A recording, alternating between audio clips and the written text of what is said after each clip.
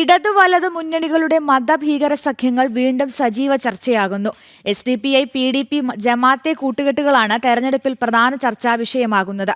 മതപ്രീണനത്തെ ചെറുക്കുന്ന ഐക്യനിര ഈ തെരഞ്ഞെടുപ്പിൽ രൂപപ്പെടുമെന്ന് ഹിന്ദു ഐക്യവേദി സംസ്ഥാന അധ്യക്ഷൻ RV ബാബു പറഞ്ഞു. ഇടതു വലതു മുന്നണികൾ പരസ്പരം നടത്തിയ RSS ഡീൽ ആരോപണ പ്രത്യാരോപണങ്ങളാണ് മുന്നണികളുടെ യഥാർത്ഥത്തിലുള്ള ഔചിത്യ സഖ്യങ്ങൾ സംബന്ധിച്ച ചർച്ചകൾക്ക് വഴിവെച്ചത്.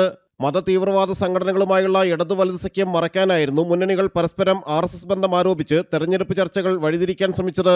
നിരോധിത ഭീകര സംഘടന PFIയുടെ രാഷ്ട്രീയ രൂപമായ SDPയുമായി പോലും കൂട്ടുകൂടുന്ന UDFും PDP ബന്ധത്തിനിറങ്ങിയ CPMും തുറന്നു കാണിക്കപ്പെടണമെന്ന് ഹിന്ദു ഐക്യവേദി സംസ്ഥാന അധ്യക്ഷൻ RV ബാബു പറഞ്ഞു.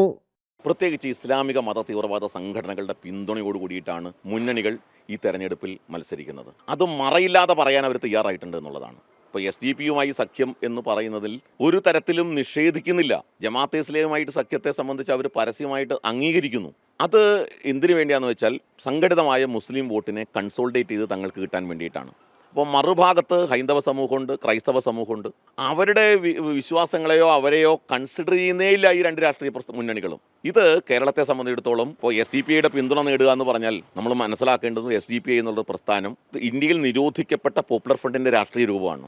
UDFിൻ്റെ ജമാഅത്ത് ഇസ്ലാമി ബന്ധത്തെക്കുറിച്ചും SDPI ബന്ധത്തെക്കുറിച്ചും ആക്ഷേപങ്ങളില്ലാത്ത മുഖ്യമന്ത്രി പിണറായി വിജയൻ RSSനെ ലക്ഷ്യം വയ്ക്കുന്നതിലെ രാഷ്ട്രീയമാണ് തുറന്നു കാണിക്കപ്പെടുന്നത്. മതതീവ്രവാദികൾക്ക് കേരളത്തെ അടിയറവയ്ക്കുന്ന മുന്നണികൾക്കെതിരെയാണ് ഐക്യനിര രൂപപ്പെടുന്നത്. ജനം, കൊച്ചി.